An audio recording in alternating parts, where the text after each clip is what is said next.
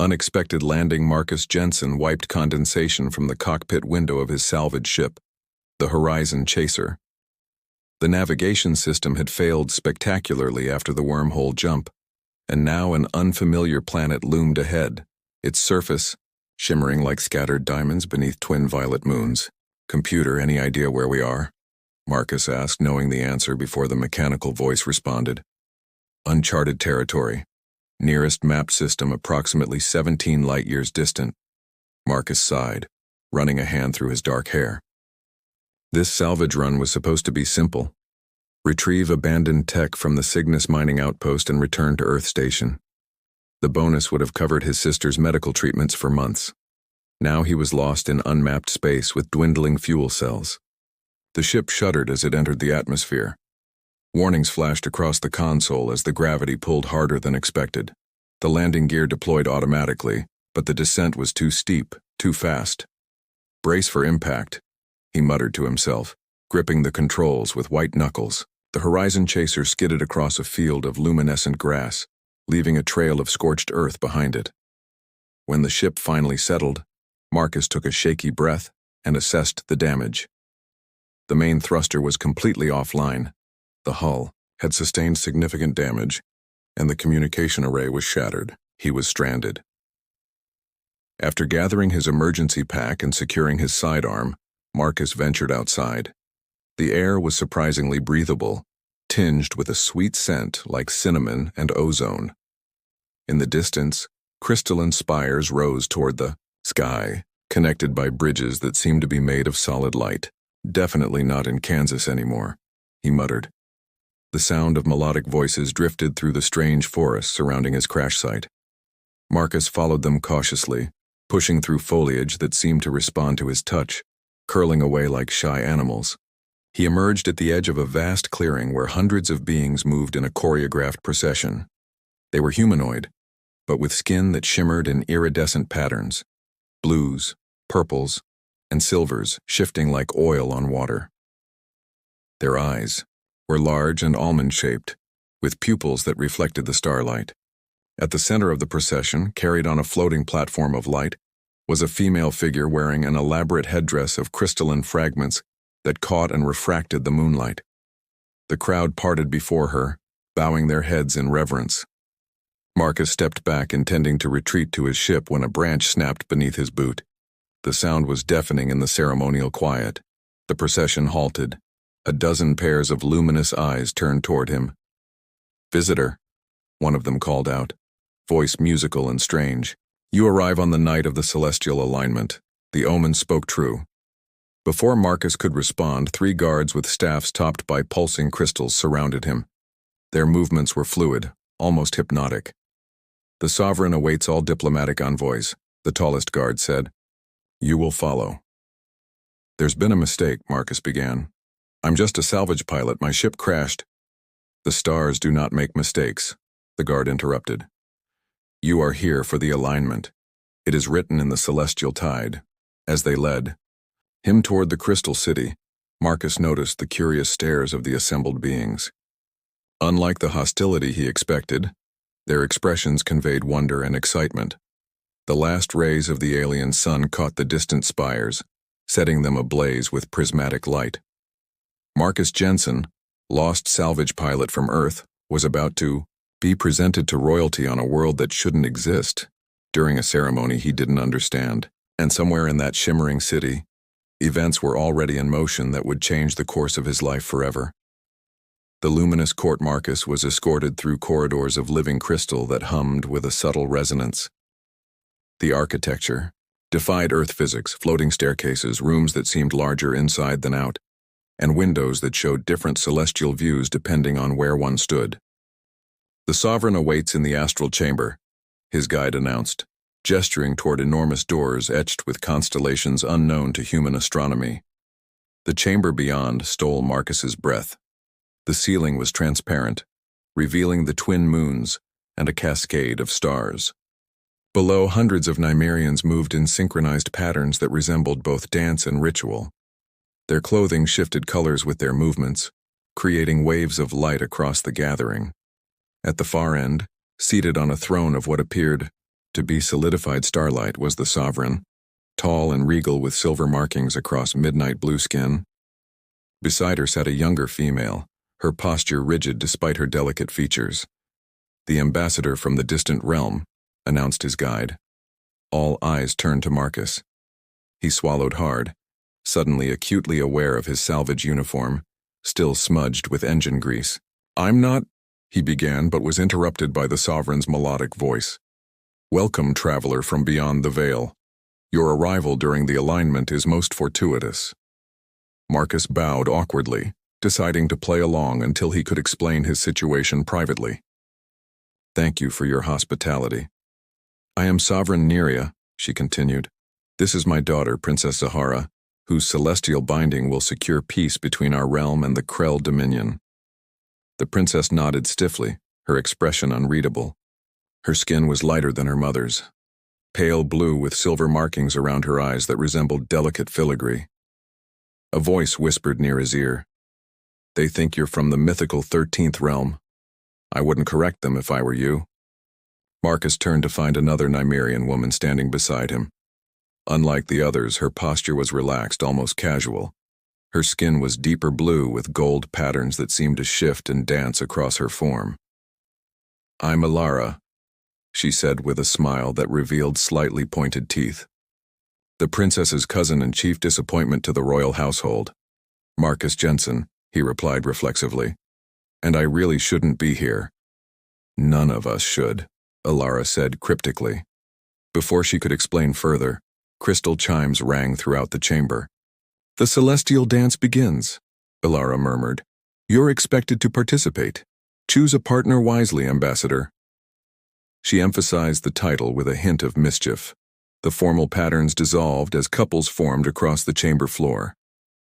Marcus found himself surrounded by curious Nymerians, several casting hopeful glances his way. "Perhaps the ambassador would honor my daughter with the first dance?"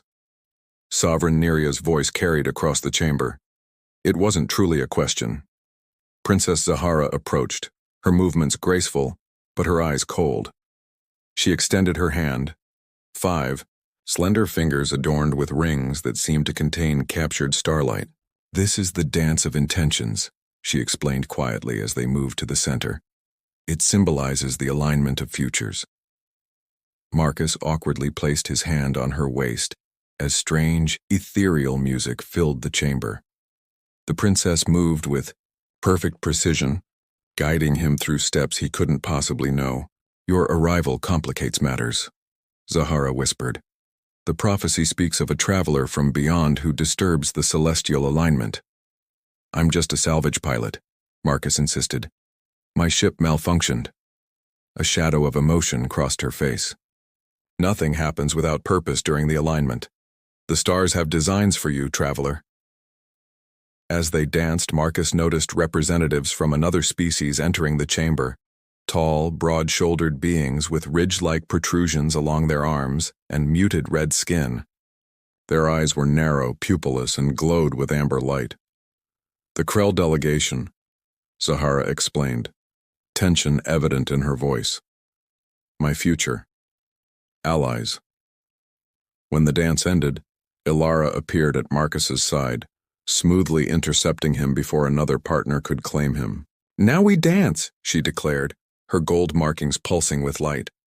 "And I explain why you're in more danger than you realize." Her dance style was wildly different from Zahara's, free, almost rebellious.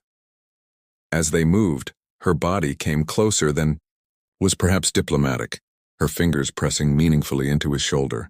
"The alignment isn't just a festival," she whispered. "It's a celestial phenomenon that occurs once every 3 centuries. During this time, the barrier between dimensions thins, allowing for exchanges." "What kind of exchanges?"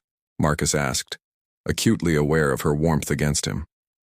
"Zahara is being sacrificed to prevent war," Alara said bluntly. "But there's more at stake than politics. The Krell don't want alliance. They want access to the nexus beneath the Crystal Palace." Their bodies turned with the music, and Alara's lips brushed his ear. "They believe human DNA is the key to unlocking it, if they discover what you really are." The music crescendoed, and Alara pulled away, her eyes meeting his with unexpected intensity. "Meet me in the East Garden when the smaller moon reaches zenith," she whispered. "If you want to survive the night." Whispers of conspiracy. The East Garden was a marvel of alien horticulture. Plants that resembled ferns swayed despite the absence of wind, while crystalline flowers opened and closed in response to proximity. Small orbs of bioluminescence floated through the air like wayward stars. Marcus checked his Earth chronometer. Nearly 2 hours had passed since the dance. The smaller of the twin moons had almost reached its highest point in the night sky. "You came."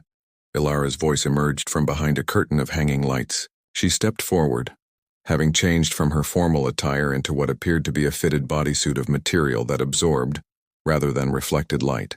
"I wasn't certain you would." "You said my survival was at stake," Marcus replied. "That tends to get my attention." Ilara smiled, the gold patterns on her face brightening momentarily. "Walk with me. We shouldn't linger in one place too long." As they moved deeper into the garden, Marcus noticed how the plants seemed to reach toward Ilara, as if drawn to her energy. She touched one gently and it bloomed instantly, releasing tiny spores that glowed blue before dissipating. "The official story," Ilara began, "is that Princess Zahara will join with Krell Prince Vex to unite our peoples and prevent centuries of conflict. The binding ceremony takes place when both moons align at midnight tomorrow." "And the unofficial story?" Marcus prompted. "The Krell discovered something in ancient archives, texts suggesting a power source beneath our world, accessible only during the alignment. They believe combining their essence with royal Nemerian bloodlines will grant them control over this power." Ilara led him toward a secluded alcove where a small pool reflected the stars above. She knelt and disturbed the water with her fingers. The ripples formed patterns that solidified into three-dimensional projections, schematics of the palace and what appeared to be vast chambers beneath it. "This is the nexus," she explained. "A convergence point between dimensions. Our ancestors built the palace here to protect it, harnessing only what energy was needed to sustain our civilization. And the Krell want to drain it," Marcus guessed. "Worse, they want to use it as a weapon." Ilara's gold markings dimmed with concern. "But they've miscalculated. Their texts are incomplete. The binding ceremony wouldn't just grant them access, it would destabilize the nexus entirely." "Causing what exactly?" "A cascade reaction that could tear open the dimensional barriers permanently. It would destroy Nymeria and potentially create rifts throughout this entire sector of space." Marcus thought of Earth, 17 light-years distant, but potentially in the path of such devastation. "Why are you telling me this?" "What can I possibly do?" Ilara's eyes met his, their violet depths reflecting starlight. "Because you're truly from beyond the veil, an authentic outsider. The prophecy speaks of such a one, neither Nymerian nor Krell, who would tip the balance." She moved closer, her hand coming to rest against his chest. Through his thin shirt, he could feel an unusual warmth from her palm. "Your molecular structure is different," she continued. "I sensed it during our dance. The Krell believe human genetics are the key, but they're wrong. It's not about controlling the nexus, it's about harmony with it." Her proximity was distracting. Despite her alien features, there was something compelling about Ilara that transcended species. Her scent reminded him of thunderstorms and spice. "I still don't understand what you expect me to—" A rustling sound from nearby interrupted him. Ilara reacted instantly, pulling Marcus down behind a large crystalline formation. A moment later, 2 Krell guards passed by, carrying what appeared to be scanning equipment. "They're searching for energy signatures," Ilara whispered, her body pressed against his in the confined space. "Your crash landing released a unique radiation pattern. They're tracking it." When the guards had passed, Ilara turned to face him, their faces inches apart in the hiding spot. "We need to move. They'll return with more sensitive equipment. Where can we go? My ship is damaged beyond repair." Ilara's markings pulsed with determination. "I know a place beneath the palace, ancient chambers not on any official maps. We can hide there while I explain the rest of the plan." As they rose to leave, Marcus caught her arm. "Why me, Ilara? Why risk everything to involve a stranger?" Something vulnerable flickered across her features. "Because sometimes the stars send exactly what we need, exactly when we need it." Her hand came up to touch his face. fingers tracing his jawline with curiosity. Even if it comes in an unexpected form, the moment lingered between them, charged with something that transcended their differences. Then Alara stepped back, composing herself. "We need to hurry," she said, her voice steady once more. "The future of both our worlds depends on what we do in the next 24 hours. Betrayal under twin moons. The ancient chambers beneath the palace were a labyrinth of crystalline corridors that seemed to shift and rearrange themselves. Bioluminescent moss provided soft illumination, revealing intricate etchings along the walls, star maps and equations unlike anything Marcus had seen. "These passages were created by the first ones," Ilara explained, her voice hushed with reverence. "My ancestors who understood the true nature of the Nexus. They entered a circular room where a pool of liquid silver reflected, not the ceiling above, but an entirely different sky, constellations unknown to either Earth or Nymeria. A viewing portal," Ilara said. "It shows the dimension adjacent to ours, the one most at risk if the Krell succeed." Marcus knelt beside the pool, transfixed by the alien stars. "You still haven't told me your plan." Ilara sat beside him, her gold markings pulsing with nervous energy. "The binding ceremony requires 3 participants, the Krell Prince Zahara and a catalyst. Let me guess, I'm supposed to be the catalyst." "No," she replied. "That's what the Sovereign and the Krell believe, but it's misdirection. According to the true prophecy, you're the disruptor." She took his hand, pressing her palm against his.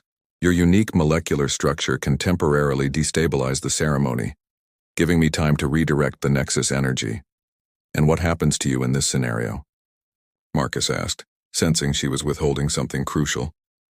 Ilara's markings dimmed slightly. "I'll need to enter the Nexus directly. The risk is significant."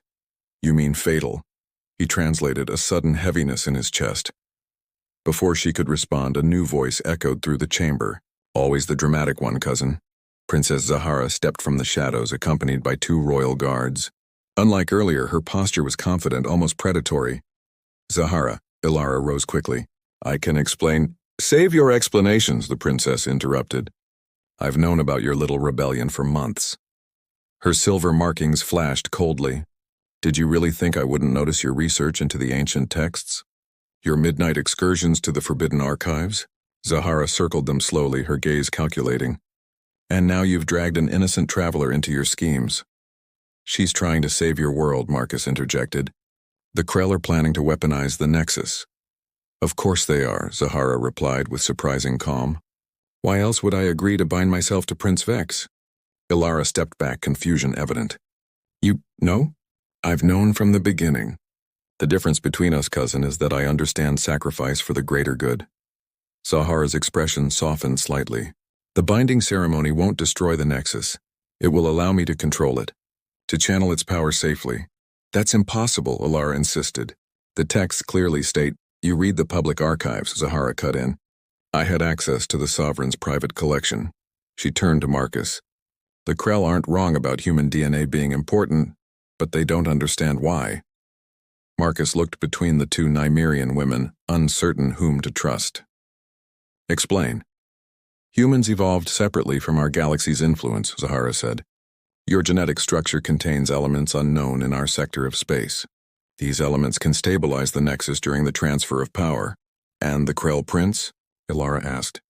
"You expect me to believe he'll simply allow you to take control?" Something dangerous flashed in Zahara's eyes.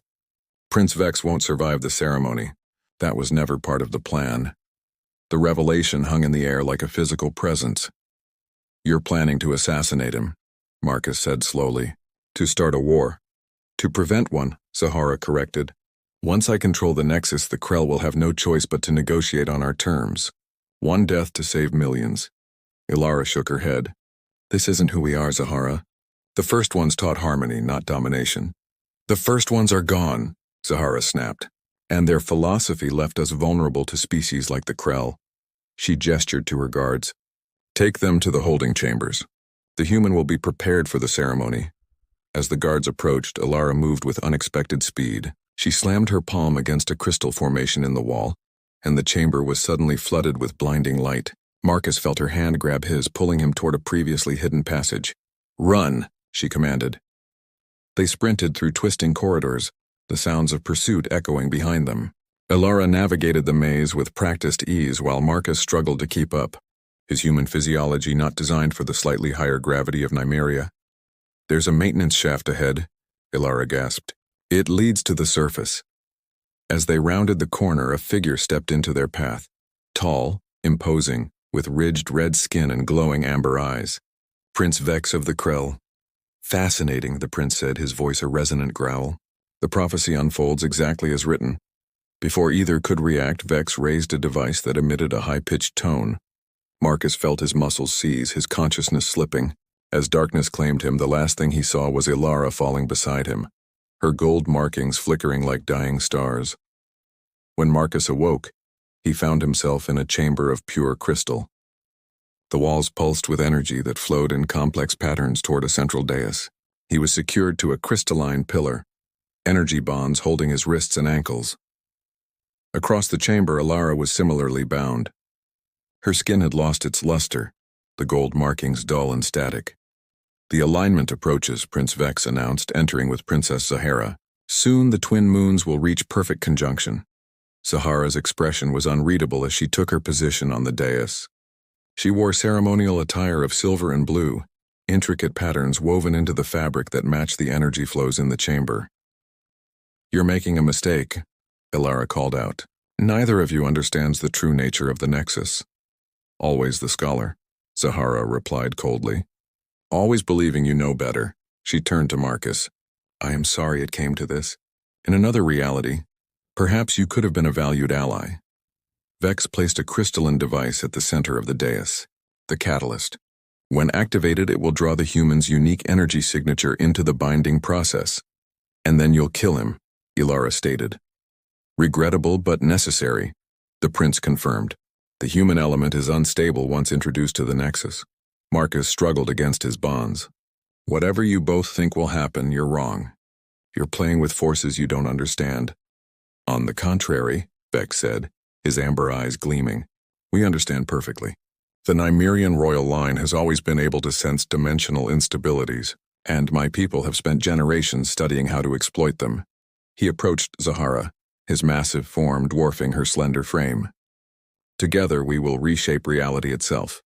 As they took their positions, Marcus caught Ilara's gaze across the chamber. In that silent exchange, something passed between them, a connection that transcended their brief acquaintance. Her lips moved, forming words he couldn't hear but somehow understood. "Trust the starlight." The chamber began to hum with increasing energy as the twin moons approached alignment. The crystal walls resonated in harmony, creating a sound that vibrated through Marcus's very cells. The catalyst device activated, sending a beam of energy directly toward him. Pain seared through his body as the beam made contact, drawing something essential from him. In that moment of agony, something strange happened. His perception shifted. He could suddenly see the energy flows of the chamber as clearly as physical objects. More importantly, he could see the flaws in the pattern, the points where reality itself was stretched thin. With desperate clarity, Marcus understood what Ilara had been trying to tell him. The human element wasn't meant to be harvested, it was meant to be integrated, not as a sacrifice but as a bridge. Using every ounce of will, he focused on the energy flowing through him, not fighting it, but directing it. The bonds securing him began to flicker and weaken as the ceremony's power was redirected. On the dais, Zahara noticed the disruption first. "Something's wrong," she called to Vex. "The human, he's interfering with the pattern." The prince's eyes narrowed. "Impossible. He has no training, no understanding of dimensional energy." "And yet," came Ilara's voice, suddenly strong, "he's doing exactly what the true prophecy foretold." Her bonds dissolved as the chamber's energy pattern shifted, responding to Marcus's influence. In the same moment, a blinding light erupted from beneath the dais, the Nexus revealing itself. The final dance. The Nexus was both beautiful and terrifying, a swirling vortex of pure energy that connected dimensions like a cosmic spider's web. As it emerged, the chamber's crystal walls became transparent, revealing the twin moons perfectly aligned above through the palace's many levels. "Stop this!" Zahara commanded, her voice carrying a power that rippled through the energy patterns. You'll destroy everything. Alara moved with purpose toward the vortex, her gold markings now blindingly bright. Not destruction, cousin. Transformation. Vex lunged for her, but Marcus, now free from his bonds, intercepted the Krell Prince. Despite the alien's superior strength, Marcus had the advantage of desperation and surprise. They grappled at the edge of the dais, the energy of the Nexus crackling around them. The ceremony cannot be interrupted, Vex roared. Do you know what forces you're tampering with, human? Better than you, Marcus grunted, managing to unbalance the larger being. You see a weapon, I see a connection. Across the chamber, Alara had reached the edge of the Nexus. She turned to Zahara, extending her hand. It was never meant to be controlled by one person, Zahara. The first ones designed it for balance, Nymerian and outsider working in harmony. Uncertainty flickered across the princess's face. The Sovereign's archives clearly stated, were written after the first ones disappeared, Alara finished. By those who feared their power and sought to contain it. Her expression softened. Look at the patterns, Zahara. Really look. What do you see? Despite herself, Zahara's gaze turned to the swirling energies.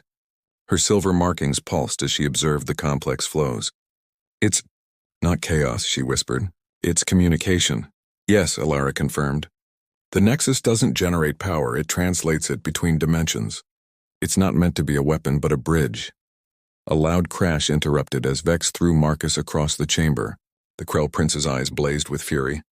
Enough of this mystical nonsense. The power will be mine. He charged toward the Nexus, but Zahara stepped into his path. No, she said, her voice commanding. I see the truth now. This isn't our right, Vex snarled. Then you've outlived your usefulness, princess. He struck her with a backhanded blow that sent her sprawling. Marcus struggled to his feet, his body aching from the impact. He watched in horror as Vex approached the Nexus, reaching for its swirling center with ridge-lined arms. Alara, Marcus called out. Whatever you're going to do, do it now. Her eyes met his across the chaos, and in that moment, understanding passed between them. She nodded once, then turned to the Nexus and plunged her hands into its center. The chamber exploded with light. The energy patterns reorganized instantly, flowing through Alara like a conduit. Her body levitated slightly, suspended in the vortex as golden light spread from her markings to encompass her entirely. No! Vex roared, lunging toward her. Marcus intercepted him again, this time with the crystal catalyst device in hand. He jammed it against the Krell Prince's chest and the device activated, creating a feedback loop of energy that paralyzed the alien. The Nexus responds to intention, Marcus said, understanding flowing through him like the chamber's energy. And yours is corruption. The vortex expanded, tendrils of light reaching out to touch each person in the chamber. When they reached Marcus, he gasped at the sensation, like being simultaneously frozen and burned, torn apart and rebuilt. In the center of it all, Alara spoke, her voice layered with others, echoes from across dimensions. The alignment is complete. The barriers are restored. The light began to fade, the vortex contracting. As it did, Alara slowly descended until her feet touched the dais once more. The gold markings on her skin had changed, now forming patterns that matched the Nexus itself. Vex collapsed to his knees, the catalyst device having drained his energy. What have you done? He demanded weakly. Restored balance, Alara replied simply. She turned to where Zahara was getting to her feet. The Nexus has shown me the truth. There can be peace between our peoples, but not through domination or sacrifice. Marcus approached cautiously, drawn to Alara's transformed presence. Are you? Still you? A smile touched her lips, achingly familiar despite the power now radiating from her. Yes and no. I'm connected now to the Nexus, to the dimensions beyond. Her eyes met his, violet depths now flecked with golden light. To you. She extended her hand, and when Marcus took it, energy flowed between them. Not painful now, but warm and affirming. Images flashed through his mind. His damaged ship restored, the path home clear, but also possibilities of staying, of exploring this new connection. The choice is yours, Alara said softly, reading his thoughts. The Nexus has created a bond between us. Distance cannot break it now. Zahara approached, her demeanor completely changed. The Sovereign must know what happened here. The true nature of the Nexus changes everything. She glanced at the weakened Krell prince. As for our alliance, will be renegotiated, came a new voice. The sovereign entered the chamber accompanied by royal guards. She surveyed the scene with astonishment. The prophecy fulfilled, but not as any expected. As dawn broke over Nymeria, Marcus stood on a balcony overlooking the crystal city.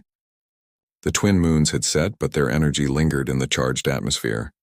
His repaired ship waited in the palace landing bay, fueled and ready for the journey home. Alara joined him, her transformed presence somehow both intimidating and comforting. "The Sovereign has appointed me guardian of the Nexus," she said, "and Zahara will lead a delegation to the Krell homeworld to establish true peace." "And Vex?" Marcus asked. "Return to his people with a warning. The Nexus has shown me that his ambition is not shared by all Krell." She leaned against the railing. "They'll choose a new representative." Silence stretched between them, filled with unspoken possibilities. "Earth needs me," Marcus finally said. "My sister, her treatments—" "I know," Alara replied. She held out a small crystal that pulsed with inner light. "The Nexus created this. It contains energy that your scientists would consider miraculous." Marcus took it carefully. "A cure?" "A possibility," she corrected. "And a reason to return someday." The implications hung in the air between them. Marcus stepped closer, drawn to her as he had been since their first dance. "Is there room in the duties of a Nexus guardian for a human partner?" he asked quietly. In answer, Ilara closed the distance between them. Her lips met his in a kiss that transcended species, carrying with it the echo of countless dimensions. Her hands, with 5 slender fingers that now bore intricate golden patterns, framed his face with gentle affection. "The stars sent you to us for a reason, Marcus Jensen," she whispered against his lips. "And the Nexus has bound us together across dimensions. Time and space are merely details now." As they embraced on the balcony, the first light of Nymeria's sun crested the horizon, casting the crystal city in prismatic radiance. Below them, preparations began for a new ceremony, not one of binding through sacrifice, but of connection through understanding. Marcus knew his journey home would not be an ending but a beginning. Like the twin moons of Nymeria, he and Ilara were now in alignment, their orbits forever connected by forces that transcended the physical universe. And somewhere in the vast cosmos, the stars continued their eternal dance, weaving together the fates of beings across dimensions with threads of light that could never truly be broken.